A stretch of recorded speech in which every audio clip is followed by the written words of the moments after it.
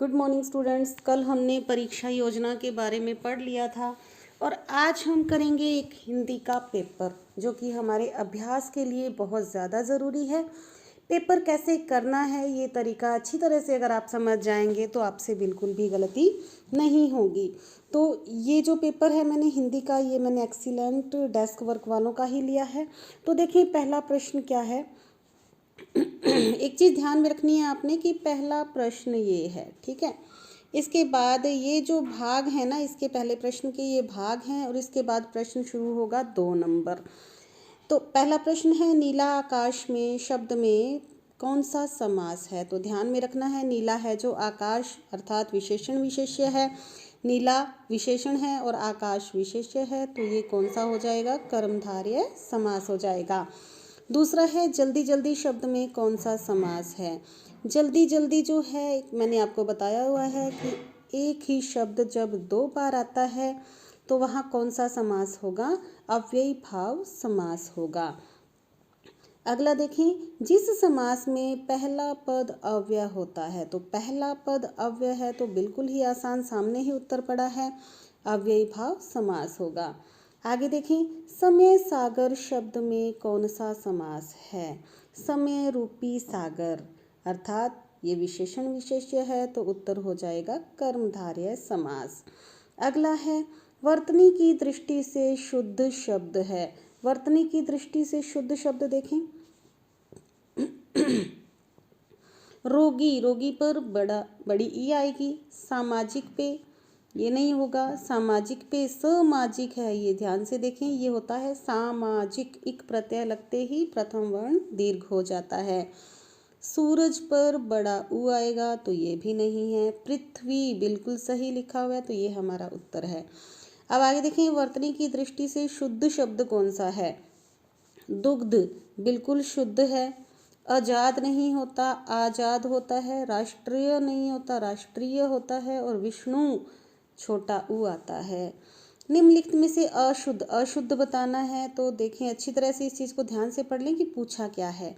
अग्नि शुद्ध है, ऐतिहासिक शुद्ध है, वरदान शुद्ध है। अखिलेश नहीं होता, अखिलेश होता है, तो ये हमारा उत्तर हो जाएगा।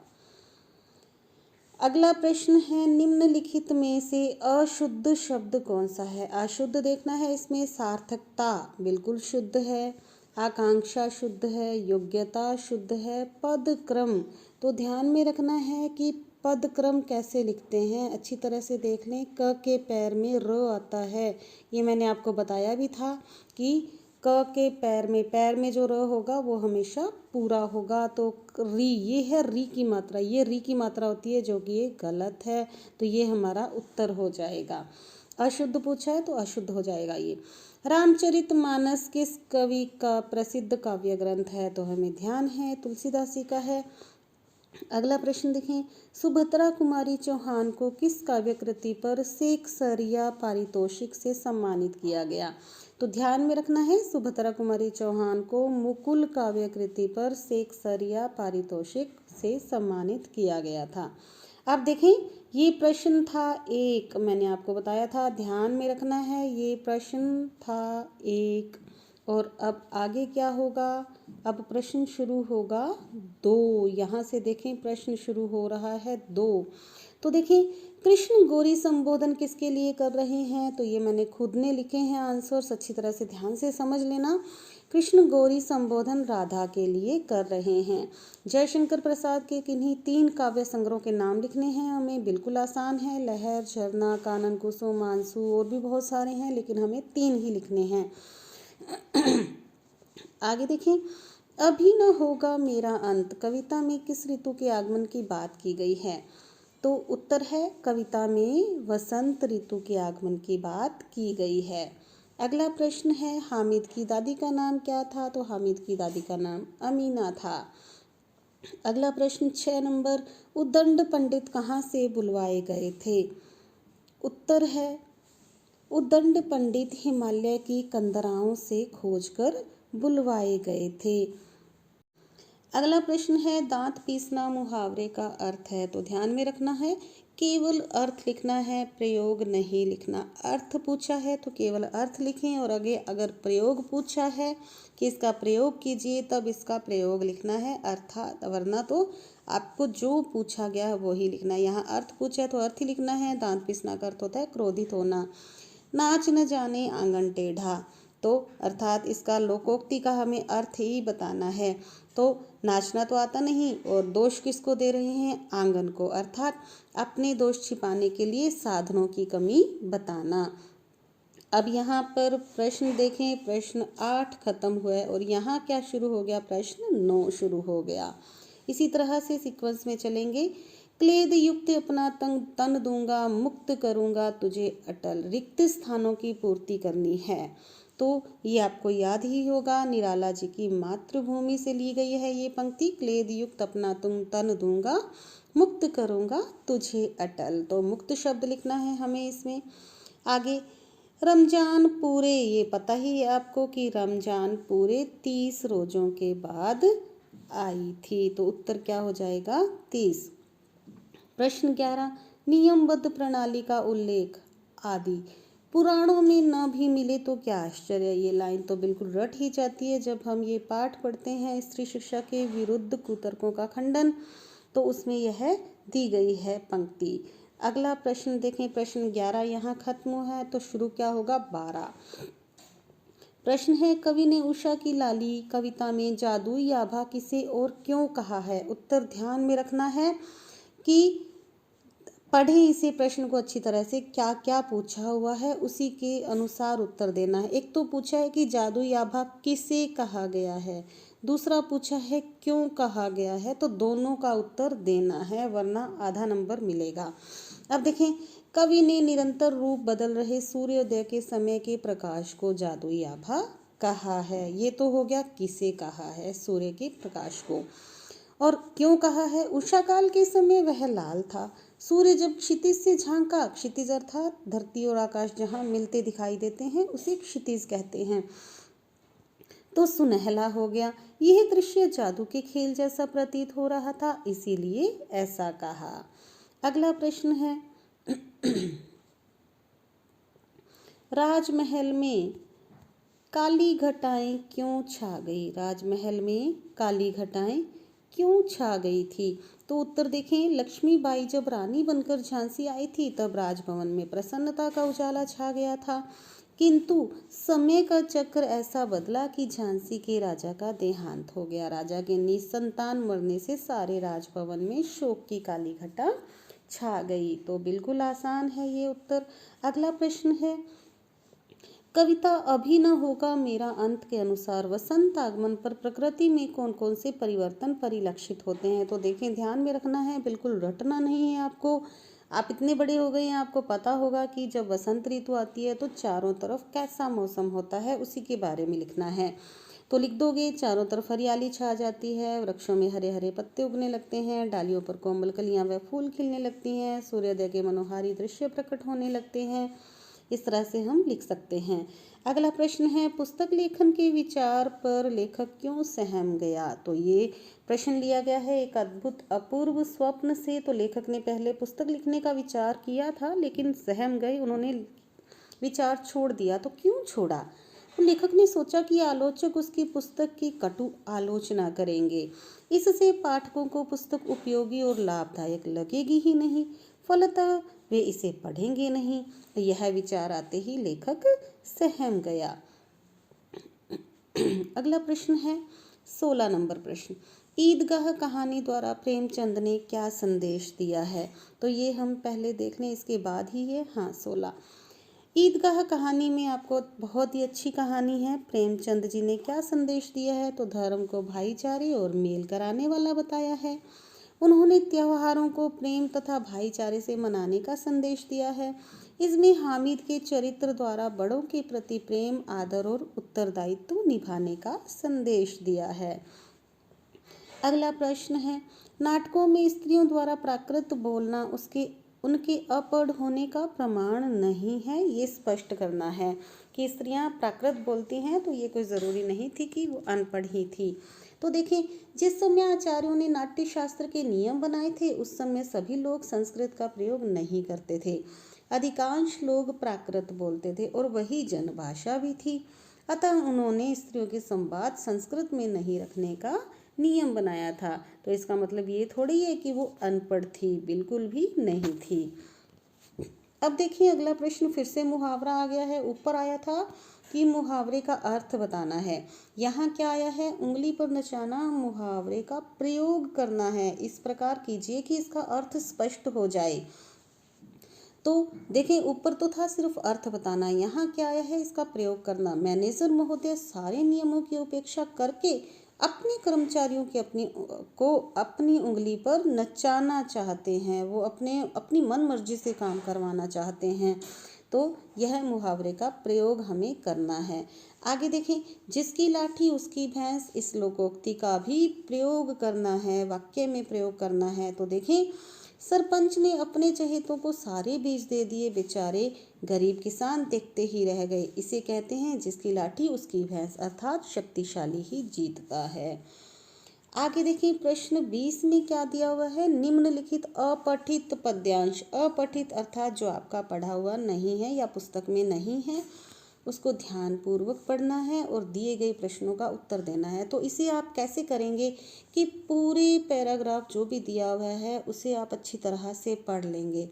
पढ़ने के बाद इसमें अथवा में भी आएगा, देखें अथवा में भी है। तो ये अभी तक यहाँ ख़त्म नहीं हुआ है, यहाँ ख़त्म होगा ये, और उसके बाद ये प्रश्न आ गए। उसके बाद एक अथवा में और दे रखा है। तो इन दोनों में से जो भी आपको आसान लगता है उन दोनों को पढ़ें। पढ़ने के बाद ध्यान से उन प्रश्नों के उत्तर दें। तो देखें, जैसे ये है, नीलांबर परिधान हरित पट सुंदर है, सूर्य चंद्र युग मुकुट मेखला रत्नाकर हैं। अब ये बात किसकी हो रही है, हमें ये देखना है। नदियाँ प्रेम प्रवाह फूल तारे मंडन है, बंदी जन खंग वृद्ध शेषफन सिंहासन है, करते अभिषेक पयोध हैं बलिहारी इस वेश की, हे मातृभूमि तू सत्य ही सगुण मूर्ति सर्वेश की। तो किसकी बात हो रही है, मातृभूमि की बात हो रही है। अर्थात नीला अंबर जो है, आकाश जो है, वो क्या है, इनके मातृभूमि के वस्त्र हैं। सूर्य चंद्रमा और इनके मुकुट हैं। तो इस तरह से मातृभूमि के बारे में बात की गई है। तो मातृभूमि से संबंधित ही प्रश्न आएंगे। पहला प्रश्न है, प्रस्तुत काव्यांश का उचित शीर्षक लिखना है। शीर्षक किसे कहते हैं बच्चों, जो 2 या 3 शब्दों में पाठ का नाम जो होता है, पाठ का जो नाम होता है ना, वही शीर्षक कहलाता है। तो अच्छी तरह से इन पंक्तियों को पढ़ लें। पढ़ने के बाद में जिसके बारे में मुख्य रूप से बात हो रही है उसे ही शीर्षक बनाना है। शीर्षक 2 या 3 पंक्तियों में कभी भी नहीं लिखना। बहुत सारे बच्चे 2-3 पंक्तियों में लिख देते हैं, जो कि गलत हो जाता है। शीर्षक हमेशा 2 या 3 शब्दों में ही होना चाहिए। अगला है, प्रस्तुत काव्यांश में कवि ने भारत माता का वस्त्र किसे बताया। ये मैंने अभी बताया ही था आपको कि भारत माता का वस्त्र जो है वो क्या है, आकाश है। उचित शीर्षक भी देख लिए अपने, लिख सकते हैं मातृभूमि का उपकार या फिर मातृभूमि तुझे प्रणाम, कुछ भी लिख सकते हैं अपनी तरफ से। 2 या 3 छोटे शब्दों में होना चाहिए। अगला प्रश्न देखें, कवि को मातृभूमि के दर्शन पर प्रसन्नता क्यों होती है। तो क्योंकि उनका बचपन वहीं बीता था, उसी मिट्टी में बीता था, इसी वजह से उनको देखने से प्रसन्नता होती है। अगला प्रश्न है, निम्नलिखित पद्यांश को फिर से अथवा में आ गया, तो ये अच्छा लगे तो ये कर सकते हो। इसमें मजदूर के बारे में बताया गया है, तो आराम से इसे आप कर सकते हो। ये प्रश्न है और ये इसके उत्तर हैं। आगे प्रश्न शुरू हो गया 21वां प्रश्न क्या कह रहा है, कल और आज कविता का मूल भाव स्पष्ट कीजिए अथवा रानी लक्ष्मीबाई के युद्ध कौशल का वर्णन कीजिए। तो इन दोनों में से कोई एक करना है, बिल्कुल ही आसान है। तो ये नंबर कितने नंबर का है ये देख लेना है। ये 4 नंबर का है, तो थोड़ा बड़ा लिखना होगा, 5-6 पंक्तियों में इसे लिख सकते हैं। आगे देखें, अगला है, फिर से आया है अथवा में, भारत प्रकृति का खूबसूरत उपहार है, आखिरी चट्टान के आलोक में इस कथन की व्याख्या कीजिए। तो आखिरी चट्टान मोहन राकेश जी का पाठ है, उन्होंने लिखा है। तो भारत प्रकृति का खूबसूरत उपहार है, अर्थात कन्याकुमारी की जो खूबसूरती है उसके बारे में लिखना है आपको। या फिर ईर्ष्या तू न गई मेरे मन से रचना का मूल भाव अपने शब्दों में लिखना है। तो इन दोनों में से कोई एक प्रश्न आप कर सकते हैं। आगे देखें, निम्नलिखित साहित्यकारों का जीवन एवं कृतित्व का परिचय दीजिए। तो ध्यान में रखना है अथवा दिया हुआ है, या तो इस पर करें या फिर या कवि या लेखक। तो जिस पर आपको अच्छी तरह से याद है उनका आप जीवन परिचय लिख सकते हैं। जीवन परिचय में उनका जन्म हुआ कब हुआ, उनकी मृत्यु कब हुई, या फिर उनकी पुस्तकें कौन कौन सी हैं, रचनाएं कौन कौन सी हैं, उनकी भाषा कौन कौन कौन सी है, इसके बारे में सब लिखना होगा। अब देखें, अब है प्रश्न 24। प्रश्न 24 देखें क्या लिखा हुआ है। ये अपने पास में ये दे रखे हैं, ठीक है। इनको क्या करना है, उपयुक्त प्रदर्शित यातायात चिन्हों का सांकेतिक अर्थ बताना है। इनका सांकेतिक अर्थ बताना है, उसके बाद इनका विश्लेषण भी करना है, थोड़ा बहुत इनके बारे में लिखना भी है। तो देखें बहुत ही आसान है, एकदम फ्री के नंबर हैं ये। सड़क सुरक्षा सबको याद होना चाहिए। ये मैंने पहले सबके संकेतार्थ लिख दिए हैं। उसके बाद इसका विश्लेषण भी करना है। विश्लेषण करने में आप क्या लिखेंगे, देखें, ऊपर प्रदर्शित यातायात के चिन्हों को समझकर हमें सड़क पर चलते, वाहन चलाते या यात्रा करते समय पालन करना चाहिए ताकि हम दुर्घटना से बच सकें। तो जो पूछा गया है, दो पूछी गई हैं चीज़ें, तो आपको दो ही लिखनी है। मैंने आपको पहले भी बता दिया। कई बार हमारे पास कॉपियाँ आती हैं चेक होने के लिए, तो बच्चे आधा ही उत्तर लिखते हैं, तो हमें मजबूर होकर उनको आधे नंबर देने पड़ते हैं। तो आपसे जितना पूछा गया है उतना ही आप लिखें। अगर दो पूछे गए हैं प्रश्न, तो दोनों प्रश्नों का उत्तर एक के अंदर देखें, दो प्रश्न है, एक तो अर्थ बताना है, दूसरा इनका विश्लेषण करना है। तो ध्यान से करें आप। आगे देखें, दो पत्र हैं, मैंने आपको बताया था व्यावसायिक या कार्यालय पत्र आपके दो आएंगे। तो चाहे तो आप इस पर कर सकते हैं, चाहे आप इस पर कर सकते हैं। प्रारूप भी आप देख लीजिए, एकदम स्ट्रेट सीधी लाइनों में लिखना है आपको। पहले जैसे लिखते थे कि यहाँ सेवा में लिखा इस तरफ, फिर इस तरफ आ गया श्रीमान प्रधानाध्यापक जी, ऐसा बिल्कुल भी नहीं लिखना है आपने। ये जो पत्र का प्रारूप है, इसी प्रारूप के अनुसार आपको लिखना है। पहले अपन ऐसा, ये जो सब था ये इस तरफ लिखते थे, इस तरफ नहीं लिखना है, इसी तरफ ही लिखना है। अब देखें, अब है निबंध। एक निबंध करना है आपको। कितने दे रखे हैं, 4 अथवा में दे रखे हैं। तो 4 में से किसी एक विषय पर, ध्यान से पढ़ लेना, कई बार बच्चे कंफ्यूज हो जाते हैं, उनको समझ ही नहीं आता है, वो सारे करने लग जाते हैं और पूरा टाइम खराब हो जाता है। तो किसी एक विषय पर निबंध लिखना है। लगभग 300 शब्दों में, 3 या 2.5 या 3 पेज में आपको कर देना है, ठीक है।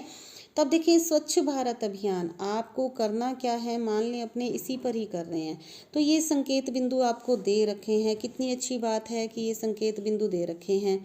इन संकेत बिंदुओं को प्रयोग करते हुए आपको लिखना है। स्वच्छता क्या है, पहले इसके बारे में लिख दो, फिर स्वच्छता के प्रकार, फिर स्वच्छता के लाभ, इसके बारे में लिखना है। फिर स्वच्छता में आपका क्या योगदान है, ये लिखना है। उसके बाद उपसंहार लिख देना है।